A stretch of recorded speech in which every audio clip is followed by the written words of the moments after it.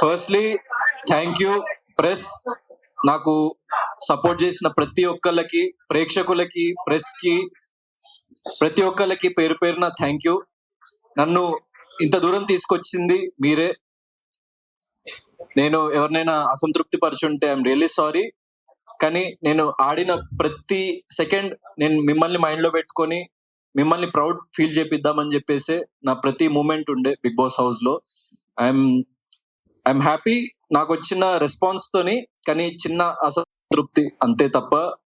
I'm very very happy. And చాలా మంది నిన్న ఫోన్లు చేసిండ్రు. సో యాక్చువల్లీ నేను హౌస్ టీం నన్ను బయటకు వదలలేదు నిన్న night. So due to the response and police curfew ఏదో పెట్టిందంట. నేను ఈరోజు మార్నింగే వచ్చిన. ఇంకా నేను ఫుల్ గా ఎవ్రీథింగ్ చూడలేకపోయినా. నేను ఎపిసోడ్స్ అవేమి కూడా ఇంకా చూడలేదు. జస్ట్ సోషల్ మీడియా బజ్ గానీ యూట్యూబ్ లో వీడియోస్ చూసిన.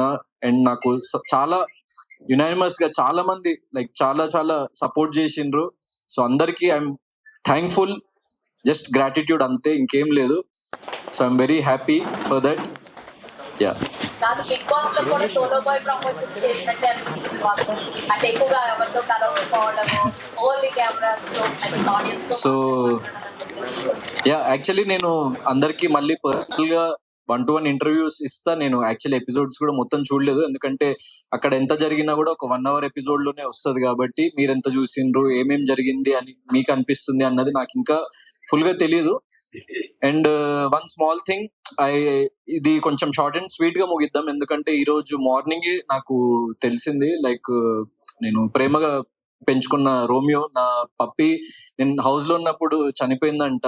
సో ఆ విషయం నాకు మొన్న ఫినాలే అప్పుడు కూడా లైక్ నిన్న చెప్పలేదు మా పేరెంట్స్, ఎందుకంటే నేను ఎక్కడ లో అయిపోతాను అని చెప్పేసి. నేను ఈ రోజు ఇంటికి వచ్చి మధ్యాహ్నం ఇంటికి వచ్చిన తర్వాతనే నాకు తెలిసింది. నేను కానీ మీరందరూ వెయిట్ చేస్తున్నారు, మిమ్మల్ని వెయిట్ చేయనివద్దు, సో మిమ్మల్ని కలవాలి అని చెప్పేసి నేను రావడం జరిగింది, ఎంత లో ఉన్నా కూడా. సో నేను ఎపిసోడ్స్ అన్ని చూసి నేను మళ్ళీ ప్రతి ఒక్కళ్ళకి 1-to-1 ప్రతి ఒక్క క్వశ్చన్ కి ఆన్సర్ చేస్తా. కానీ సోలో అని అన్నారు కాబట్టి, అంటే like what ever I feel, అంటే వాట్ ఎవర్ నేను దేనికైతే స్టాండ్ తీసుకోవాలనుకున్నానో అది అర్థం చేసుకునే వాళ్ళు అర్థం చేసుకుంటారు, అర్థం చేసుకునే వాళ్ళు చేసుకోరు. ఆ విషయం నాకు తెలుసు. అందుకే నేను ఏదైతే సిద్ధాంతాన్ని నమ్మినో దానికోసం బలంగా నిలబడ్డా, అంతే. సో ఒపీనియన్ ఏం లేదు. నాకు వచ్చిన రెస్పాన్స్ పట్ల, నేను విన్నర్ అని నమ్మిన ప్రతి ఒక్క ప్రేక్షకుల పట్ల నాకు గ్రాటిట్యూడ్ ఉంది తప్ప, నేను లైఫ్ లో ఎప్పుడైనా నేను పక్కవారు విజయం సాధించినా నేను చింతించను.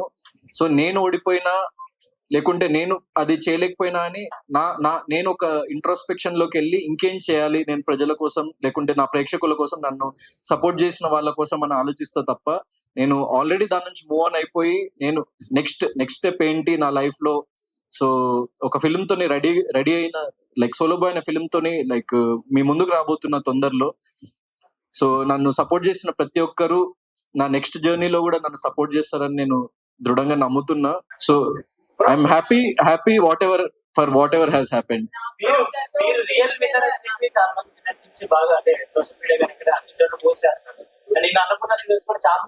అవును.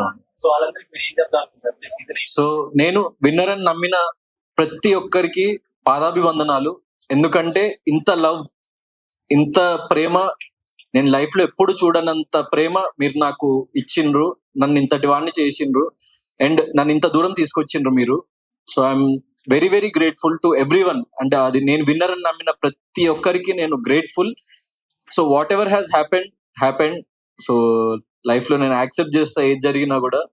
నేను నన్ను నమ్మిన వాళ్ళ కోసం, నాకు ఓట్ చేసిన వాళ్ళ కోసం, నా ప్రేక్షకుల కోసం నేను నిరంతరం ఇంకా నన్ను నేను రీడిస్కవర్ చేసుకొని, రీఇన్వెంట్ చేసుకొని, నేను మిమ్మల్ని నిరంతరం ఎలా అలరించాలి అన్న దాని మీద కృషి చేస్తూ ప్రతి ఒక్క మూమెంట్ ని నా లైఫ్ లో నేను ఇంకా ముందుకు వెళ్తూ ఉంటా. సో యా, బిగ్ బాస్ 8 లో మీరు ఆడియన్స్ పంపించారు, కంటెస్టెంట్స్ తో పోటీ చేశారు, బిగ్ బాస్ 7 లో కూడా చేశారు. బిగ్ బాస్ 7 అంటే బిగ్ బాస్ 8 లో వినిపించడానికి, బిగ్ బాస్ 7 లో వినిపించకపోవడానికి, బిగ్ బాస్ 7 లో శివాజీ గారు ఆడే ఆట మిమ్మల్ని అడ్డుపట్టిందా, లేకపోతే బిగ్ బాస్ 8 వెళ్ళేసరికి మీరు చాలా నేర్చుకొని బాగా ఆడగలిగారు? అంటే like one thing is season 7 కి సీజన్ 8 కి డిఫరెన్స్ ఏంటంటే, సీజన్ 7 లో నేను ఇంకా లైఫ్ ని గానీ లేకపోతే జనాల్ని గానీ ఇంకా అంత క్షుణ్ణంగా చూడలేదు నేను. సో ప్రతిరోజు మనం ఇవాల్వ్ అవుతూ ఉంటాం యాజ్ ఎ పర్సన్, అండ్ ప్రతిరోజు మనం కొత్త విషయం నేర్చుకుంటూ ఉంటాం. సో నాకు 100% లాస్ట్ 1 year అన్నది నా లైఫ్ లో చాలా విషయాలు నేర్పించింది. యాజ్ ఎ పర్సన్ నన్ను చాలా ఇంకో ఉన్నత స్థాయికి లైక్ తీసుకెళ్ళింది, అండ్ నన్ను ఇంకో డిఫరెంట్ పర్సన్ గా మలచగలిగింది. నా లైఫ్ లో జరిగిన ఎక్స్పీరియన్సెస్ కానీ, సిచ్యువేషన్స్ కానీ, నేను చూసిన జీవితం కానీ. సో అది నన్ను ఇంకో బెటర్ పర్సన్ గా మలిచింది, అండ్ అందుకే నేను మళ్ళీ మీ ముందుకు వచ్చి నేను ఇక్కడ వరకు రాగలిగిన నమ్ముతున్నా.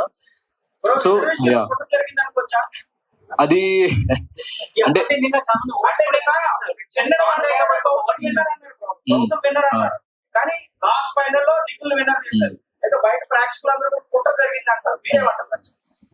సో బ్యాక్ ఎండ్ లో ఏం జరిగింది అన్న విషయం 100% నాకు తెలియదు. నేను ఐఎమ్ బీయింగ్ జెన్యూన్, ఏం జరిగింది అన్న విషయం నాకు తెలియదు. సో దాని గురించి నేను పర్టికులర్ గా సోషల్ మీడియా అంతా కూడా ఓటింగ్ జరిగింది అన్న.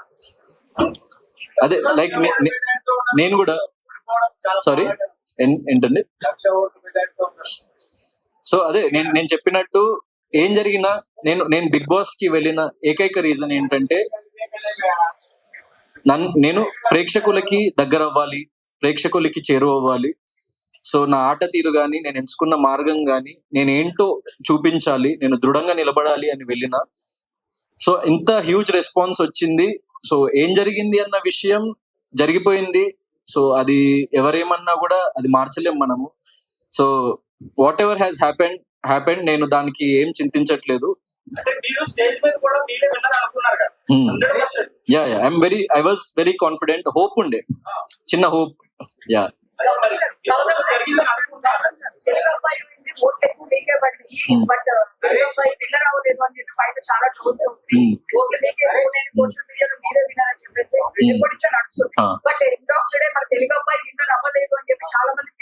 అంటే ఇప్పుడు నేను బిగ్ బాస్ హౌస్ లో ఎన్ని 1 second.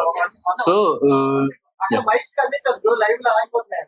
మైక్ సౌండ్ వస్తుంది, మైక్స్ యాక్చువల్లీ మీరు అడిగిన క్వశ్చన్ నాకు అర్థమైంది. సో యాక్చువల్లీ బయట ఉండి ఇన్ని రోజులు అబ్జర్వ్ చేసి బయట ఏం జరుగుతుందో మీకే ఇంకా క్లియర్ గా తెలుసు నాకంటే.